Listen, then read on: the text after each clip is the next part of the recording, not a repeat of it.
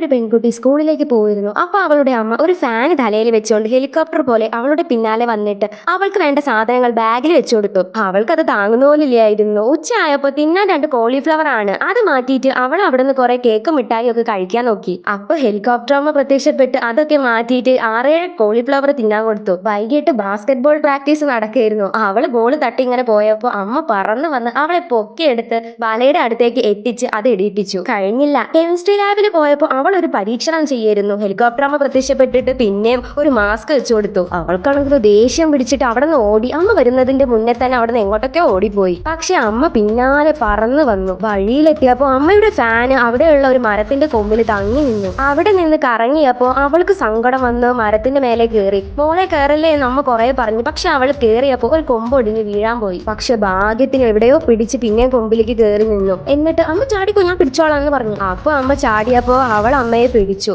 അമ്മയുടെ സ്നേഹം അവൾക്ക് മനസ്സിലാവുകയും ചെയ്തു. നിങ്ങളുടെ അമ്മയുടെ പേര് കമന്റ് ചെയ്യൂ.